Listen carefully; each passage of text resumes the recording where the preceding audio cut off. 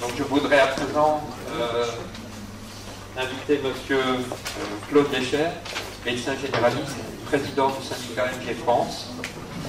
Eh bien, son témoignage, son point de vue sur le dossier professionnel, le dossier médical. À vous. Bonjour, je vous ai pas fait de diapo, donc si vous voulez rallumer un peu la lumière, peut-être se voir. Alors Claude Deschères, je suis médecin généraliste, je travaille dans la Drôme en maison de santé pluriprofessionnelle depuis 2003, installé depuis 1985.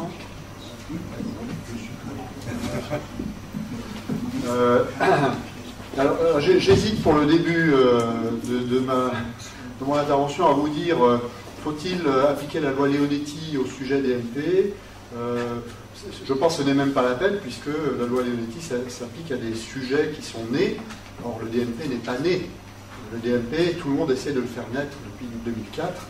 Et personne, je trouve, dans tout ce que j'entends depuis 12 ans maintenant, je n'ai jamais entendu personne, finalement, faire un diagnostic. Pourquoi est-ce que ça ne marche pas? Pourquoi est-ce qu'on veut créer que ça ne marche pas? Et donc, moi, je me suis dit, avant de parler des solutions, il faudrait déjà se mettre d'accord sur un diagnostic. Alors, la loi de 2004 a créé un outil qui est censé être au service de la coordination des soins. Pourquoi? Parce que on est un certain nombre de gens, j'en fais partie, qui pensons que la coordination des soins autour des patients, c'est l'élément essentiel sur le plan qualitatif pour améliorer le fonctionnement du système de soins et améliorer la réponse aux besoins de santé de la population. Or, cet outil coordination des soins, on a bien vu dans la façon de présenter cet outil par Philippe Douste-Blazy à l'époque, il a dit cet outil va nous permettre de faire, alors je ne sais plus si c'était 3 ou 5 ou 7 milliards d'économies, peut-être on va dire 5, 7, allons-y pour 7. Allons-y, parce que c'était une espèce de loto, quoi. Chacun, on faisait tourner la roue, puis on disait, ah, ça s'est arrêté sur 7, on va donc faire 7 milliards d'économies. Sans finalement revenir au point de départ, ce n'est pas l'outil qui fait faire 7 milliards d'économies, c'est la coordination. Et ensuite, on a créé une deuxième chose dans la loi de 2004, on a créé le médecin traitant. Je signale d'ailleurs, je fais un petit aparté, qu'on s'est bien gardé de désigner quelle était la spécialité de ce médecin traitant. Ça pouvait être un médecin hospitalier, un médecin libéral, un pédiatre, un radiothérapeute, ou je ne sais pas qui d'autre. Bon, la population lui a dit, choisissez un médecin traitant. La population a dit, mon médecin traitant qui va coordonner mon parcours de soins, c'est un médecin généraliste à plus de 99%. En fait, c'est 95% parce que dans les 5% restants, il y a ce qu'on appelle des maîtres, des médecins d'exercice particulier, et il y a 0,00 je sais pas quoi %, parce qu'il y a un certain nombre de médecins qui se sont auto-désignés comme étant leur médecin traitant. Je referme la parenthèse. Donc, vous avez un médecin généraliste traitant, chargé de la coordination de ce qu'on appelle maintenant le parcours de soins. Et vous avez vu que le HCAM, c'est le Haut Comité pour l'avenir de la science maladie, c'est un lieu de réflexion officiel qui donne des idées au gouvernement successifs de droite et de gauche. Et le HCAM a dit, la réforme essentielle qu'il faut mettre en place aujourd'hui, c'est une réforme qui tourne autour d'une médecine de parcours. C'est-à-dire que c'est la problématique des besoins de santé de la population qu'on doit organiser le mieux possible, en coordonnant le mieux possible, et c'est le boulot justement du médecin traitant. Alors une fois que Douste-Blazy avait fait ça, il a dit médecin traitant d'un côté, DMP de l'autre, et il a mis un mur entre les deux, qu'on pourrait appeler le mur de Berlin, ou vous l'appelez comme vous voulez, et il a dit le médecin traitant et le DMP, c'est deux sujets complètement différents qui n'ont rien à voir l'un avec l'autre. Donc la génétique de l'échec du DMP était mise en place, et comme la génétique est une science relativement exacte, la génétique produit le résultat prévu, c'est-à-dire que le DMP ne peut pas fonctionner. Ensuite, d'autres ont dit, ils ont bien fait de le dire et de le faire, ils ont créé le dossier pharmaceutique. Alors pourquoi le dossier pharmaceutique ça marche alors que le DMP ça ne marche pas? Parce que le dossier pharmaceutique il a été créé par des professionnels, pas par le ministre ou je ne sais pas qui. Ces professionnels ont dit, je suis quand même embêté de donner de l'ibuprofène à quelqu'un qui prend peut-être du diclofénac, et peut-être ça serait bien que je sache qu'il a acheté du diclofénac à Paris et qu'il se fait délivrer de l'ibuprofène à Grenoble. Donc ils ont créé un outil, qui est un outil professionnel. Un outil qui est très opérationnel pour les pharmaciens, qui ne sert à rien aux médecins parce qu'on n'y a pas accès, qui peut-être va commencer à servir aux urgences hospitalières, mais encore, si le patient depuis 4 mois a telle et telle chose, peut-être qu'il y a 5 mois ou qu'il y a 6 mois, parce que maintenant on fait aussi des ordonnances de 6 mois, il a peut-être acheté des antivitamines K il y a 6 mois, il n'est pas retourné à la pharmacie depuis 6 mois, donc au bout de 4 mois, hop, ça saute. Donc, c'est un outil intéressant pour les pharmaciens, mais il resterait à améliorer, et surtout à nous les médecins, tous les médecins, ils servent pour l'instant à rien, mais il est potentiellement un élément intéressant. Et donc je reviens au sujet principal, la coordination des soins. La coordination des soins dans la loi aujourd'hui, c'est la fonction du médecin généraliste traitant. Moi, quand je vais dans ce genre de colloque, et je suis très intéressé parce que ceux qui s'excitent le plus autour du DMP, c'est les hôpitaux. Pourquoi? Parce que les hôpitaux, ils ont du personnel. Et quand il faut 10 minutes pour expliquer à quelqu'un, recueillir son consentement et ouvrir le DMP, effectivement, j'ai bien vu que dans certains hôpitaux, ils s'y sont mis, je dirais, de façon industrielle. Vous rentrez à l'hôpital, est-ce que vous voulez qu'on vous ouvre votre DMP? Oui, non, on l'ouvre. Vous êtes l'ambulancier qui accompagne madame pour entrer. Est-ce que par hasard, vous n'avez pas votre carte vitale? Hop, je prends la carte vitale et j'ouvre le DMP de l'ambulancier. Et donc, j'améliore la pénétration du DMP. Et après, on regarde et on dit, mais c'est quand même bizarre parce que la moitié des DMP ne sont pas alimentés. Quant à ceux qui sont lus et utilisés, je n'ai pas encore vu de statistiques, mais je crains que la loi Leonetti ne revienne nous embêter si jamais on faisait des statistiques là-dessus, parce que je pense que c'est moins que rien. Et ensuite, imaginez un DMP qui marche. Donc un DMP qui marche, c'est un empilement de documents, en général des PDF, et j'ai bien aimé la photocopie du carnet de vaccination. Parce que le problème, c'est que quand vous faites la photocopie du carnet de vaccination, puis que le médecin refait un vaccin dans le carnet de vaccination, il ne faut pas oublier de refaire une photocopie du carnet de vaccination. Et donc, chaque fois que vous faites un vaccin, vous avez une photocopie, et donc dans le DMP, alors je n'ai pas compté le nombre de vaccins qu'on fait au bébé, mais enfin on en fait quand même pas mal. Hein. Donc j'imagine qu'à la fin, à l'âge de 2 ans, le DMP est alimenté avec je ne sais pas combien de pages de vaccination, et on ne peut même pas supprimer les premières en disant la seule qui est bonne, c'est la dernière. Non, il n'y a pas droit au remords, c'est pas comme dans les études de médecine, vous avez fait votre photocopie, elle reste définitivement dans votre DMP. Alors, ça sert à quoi d'empiler des documents? Mais moi j'ai connu l'époque où j'ai acheté un ordinateur, j'ai acheté un logiciel, je les ai laissés sur ma table de salle à manger, puis j'ai continué à faire mes dossiers papier, puis quand même au bout de 3 mois je me suis dit, allez il faut te jeter, quoi. C'est comme ça, l'eau est un peu fraîche, à un moment donné vous trempez le doigt, oh là là, elle est toujours un peu fraîche, allez, il faut y aller. Donc j'ai descendu l'appareil, je l'ai mis sur mon bureau, j'ai commencé à faire de l'informatique et à faire des dossiers médicaux. Pourquoi j'ai fait ça? Parce que j'en avais marre de l'empilement des feuilles dans mes dossiers, parce que j'avais des patients qui commençaient à avoir des dossiers comme ça, quoi. Et je me suis dit, finalement, ça ne sert à rien d'empiler les documents. Ce qui me serait utile, c'est de faire un petit document de synthèse. Alors, dans la première version de l'option médecin référent en 97, on avait appelé ça le document médical de synthèse. Et dans la version actuelle, ça s'appelle le volet médical de synthèse. Alors, vous inquiétez pas, ça coûte pas cher, parce qu'on est payé 1,2 € par an et par patient, pour faire un travail qui quand même, grosso modo, me prend à moi personnellement environ une demi-heure par an et par patient. Je m'oblige à le faire. Chaque fois que je fais une lettre à un de mes correspondants, je me dis, bon, où est-ce que j'en suis dans ma synthèse? Je ne suis pas très bon là, parce que les 3 ou 4 derniers épisodes intéressants, je ne les ai pas mis. Or, moi, j'ai travaillé 10 ans aux urgences de Valence, j'ai créé les protocoles de régulation avec le professeur Philippe Mantolex, j'ai fait un tas de choses intéressantes. Je me suis aperçu que ce qui est le plus intéressant pour nous, c'est la synthèse médicale. Qui fait la synthèse médicale? Pas de chance, c'est de nouveau le médecin généraliste traitant. Bon, donc ça fait 2 fonctions qu'on lui demande, coordination, synthèse. Donc je me dis, peut-être, quand même, il y a des gens intelligents dans ce pays, on pourrait peut-être finir par réunir tout ça et dire que finalement le DMP est une mauvaise solution à un vrai problème. Et donc nous, pendant que tout le monde s'excite sur le DMP, nous on a choisi une autre voie qui est en cours de réalisation et d'industrialisation, qui s'appelle le dossier professionnel partagé. Le dossier professionnel partagé, ça vient de quoi? Ça vient des besoins de santé, des besoins des professionnels de santé, notamment dans les maisons et pôles de santé. Mais je dis ça pour commencer mon propos.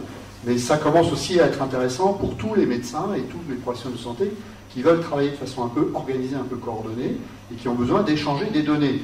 Alors plutôt que de se passer des coups de fil sans arrêt, on s'est dit peut-être qu'on pourrait partager un certain nombre d'éléments avec l'accord du patient du dossier professionnel tenu par le médecin traitant, avec la fiche de synthèse, avec les allergies, avec les vaccinations, avec le traitement.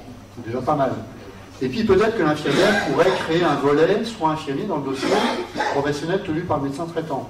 Même chose pour le kiné, pour l'orthophoniste, etc. etc. Donc ça marche tellement bien qu'on a maintenant plusieurs logiciels qui nous sont proposés. Alors c'est ce qu'on appelle les logiciels web distants, c'est sur un serveur. Il y a des droits d'accès, on n'a rien inventé d'extraordinaire, hein. Il y a des droits d'accès, tout n'est pas en accès libre. Le patient, bien entendu, devrait à terme avoir aussi accès à ce dossier. Peut-être pas aux autres personnels du médecin, parce que des fois le médecin fait des réflexions personnelles sur son patient, ça lui appartient. Mais la direction que nous proposons aujourd'hui au ministère, c'est vous rapatrier ça à l'assurance maladie, parce que le lieu où les médecins de ville, qui sont quand même ceux qui voient le plus de patients, nous voyons, je pense que vous ne le savez pas, donc je vais vous le dire, nous voyons, nous les généralistes, 300 millions de patients par an. Alors je sais, je crois qu'il y a 10-12 millions d'hospitalisations et 18 millions de premiers passages aux urgences. Ça fait beaucoup de monde à l'hôpital, mais ça fait encore beaucoup plus de monde dans nos cabinets. Donc ce que nous proposons comme piste, c'est premièrement, on rapatrie ce dossier au niveau de l'assurance maladie, parce qu'avec l'assurance maladie, on a déjà mis en œuvre une labellisation des logiciels médicaux, avec par exemple une labellisation par la HAS sur l'aide à la prescription. Donc les LAP, logiciels avec aide à la prescription, sont labellisés par la HAS, moyennant quoi le médecin qui s'équipe de ce type de logiciel, il le choisit librement, reçoit une aide monétaire qui est de l'ordre de 1500 €, si en plus il fait de la télétransmission. Donc faire de la télétransmission, avoir un dossier dont on va monter la qualité progressivement, c'est des éléments de qualité d'un système. On voit bien les problèmes que nous avons, que vous avez à l'hôpital, et on voit bien tout l'intérêt qu'il y aurait à ce qu'à l'hôpital, vous ayez des dossiers professionnels partagés. Et une fois que c'est fait, qu'est-ce qui m'empêcherait, moi, avec toujours l'accord du patient, de dire que quand mon patient est hospitalisé, minimum qu'il ait sa carte vitale quand même. Hein. Bon, alors tout le monde n'a pas sa carte vitale sur soi. Avec la carte vitale, le médecin des urgences puisse lire le volet médical de synthèse. Alors que j'ai vu qu'il y avait on met en place des procédures de lecture rapide, c'est-à-dire qu'il faut qu'en moins d'une minute, on ait lu le dossier d'un patient. Attendez, si vous prenez un patient chronique, là, je veux dire, vous rêvez. Hein. Vous ne pouvez pas lire 50 pages de documents qui contiennent toutes des choses intéressantes en moins d'une minute, c'est impossible. Donc, ce que nous vous proposons, nous, c'est de dire, bon, il faudrait qu'on nous paye un petit peu mieux qu'1,02 €, hein, parce que franchement, pour 1,02 €, je suis syndicaliste, je n'irai pas vendre la confection d'un volet médical de synthèse à tous mes collègues généralistes pour tous leurs patients. C'est pas très cher payé quand même. Hein. Mais une fois qu'on aurait fait ça, je vous propose, moi, de faire l'inverse, de partir du dossier professionnel tenu par le médecin traitant. Ce dossier a vocation à être partagé, y compris avec un certain nombre de confrères hospitaliers. Il a vocation à suivre le patient, parce que le patient change de médecin traitant, le dossier ne bouge pas de place, puisqu'il est sur un serveur, peut-être aux États-Unis, peut-être je ne sais pas où, enfin peu importe. Mais ce dossier existe, il est repris par le médecin traitant suivant. Évidemment, le médecin traitant initial doit pouvoir garder une copie intégrale du document, de façon à pouvoir éventuellement répondre à des demandes d'interrogation, voire éventuellement à des mises en cause judiciaires 10, 15 ou 20 ans après. Donc tout ça, ça s'articule autour de quoi? Ça s'articule autour d'une notion qui est complètement étrangère, pratiquement dans les CHU, les hôpitaux, tout ça. C'est quelque chose que vous ne connaissez pas, que vous ne comprenez pas, mais pourtant qui est la direction principale de réforme du système de santé, qui est l'organisation de soins primaires autour de la fonction du médecin généraliste traitant. Si nous ne faisons pas ça, les hôpitaux continueront à être encombrés de demandes qui n'ont strictement rien à y faire. Et quand on voudra faire sortir les patients de plus en plus tôt, comme c'est quand même la direction qu'on prend aujourd'hui, qui sera là pour les accueillir? Personne. Et donc les gens vont revenir à l'hôpital et l'hôpital va finir par dire, bon, puisqu'ils ne peuvent pas les prendre en charge en ville, je vais m'organiser, moi, pour les prendre en charge une fois qu'ils sont sortis. Bref, on marche sur la tête dans cette affaire-là. Tous les pays modernes, tous, sans aucune exception, y compris les États-Unis maintenant avec la réforme Obama, sont en train de mettre le paquet sur l'organisation d'un étage de soins primaires. Cet étage de soins primaires, il a besoin d'être organisé en ville. Il est en relation avec les spécialistes correspondants de ville. Ça, c'est quelque chose qui marche extrêmement bien. Il est en relation, les médecins généralistes de ville travaillent très facilement avec les cliniques parce que quand j'ai un problème, j'appelle le chirurgien, il est au bloc, on me passe quand même le chirurgien. Je me dis, c'est quand même peut-être un peu risqué. Bon. Tandis qu'à l'hôpital, si j'appelle l'hôpital pour avoir des nouvelles de mon patient, au mieux, j'arrive à avoir une infirmière qui, parfois de façon très miraculeuse, arrive à me passer un interne. Chef de clinique, ça ne m'est jamais arrivé. Quant au chef de service, je finirai ma vie professionnelle sans jamais lui avoir parlé. Donc, c'est vous dire que, pour le dernier point, ce n'est pas une critique que je leur fais, c'est des gens qui sont très occupés et que j'aime bien. Mais dernière critique que je fais au dossier DMP, j'entends souvent des choses sur le DMP, c'est en fait une super messagerie, super sécurisée. Mais le DMP, il n'est pas fait pour ça. Il y a en Rhône-Alpes, on a Sisra. C'est pas très pratique parce que c'est un webmail, c'est-à-dire qu'il faut aller sur le site pour récupérer, etc. C'est pas toujours très pratique.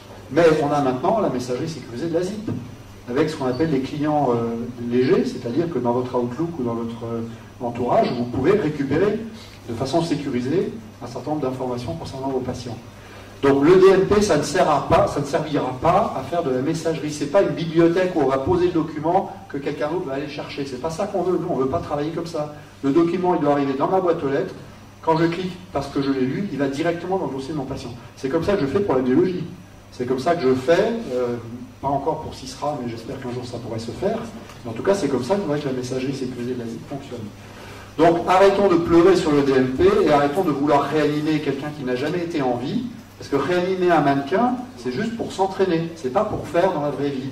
Et donc, derrière, faites un peu confiance ou aidez-nous à construire un étage de soins primaires, donnez un peu plus d'importance à ceux qui font l'enseignement à la médecine générale. Je sais que ce qui se passe pas bien en médecine générale, ça se finit à l'hôpital, mais pour avoir travaillé dans les deux endroits, je peux vous dire que c'est normal. C'est fait pour ça l'hôpital, c'est fait pour prendre en charge des choses qu'on n'a pas pu régler en ville. Donc arrêtez de regarder la ville comme étant l'endroit où jamais rien ne se passe bien. N'oubliez pas qu'il y a 300 millions de patients qui viennent chez nous et qu'il y en a 290 millions qui n'iront pas à l'hôpital. Et que dans les 10 millions, il y en a peanuts qui termineront en CHU. Et donc, s'il vous plaît, reprenons un peu nos neurones tous ensemble, regardons ensemble ce qu'on peut faire. Nous, on est d'accord pour aider l'hôpital à mieux fonctionner. Il faut que l'hôpital nous aide à bien fonctionner en soins primaires. Merci.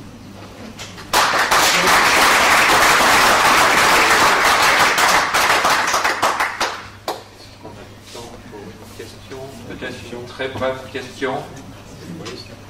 Très brève, avec une réponse aussi rapide. On aura le temps après aussi une question rapide. Non, une question rapide. Oui, une question rapide. Est-ce que votre DPP, comme vous l'indiquez, est interopérable avec le DNP, malgré tout? Je ne me suis pas franchement posé la question. Mais dans les niveaux 2 de labellisation de la ZIP, parce que nous avons là aussi travaillé avec un système de labellisation, c'est-à-dire que bon, il y a ce que nous pensons, il y a ce que nous faisons, mais en même temps, on tient absolument à se confronter à des gens qui évaluent les propositions qu'on fait.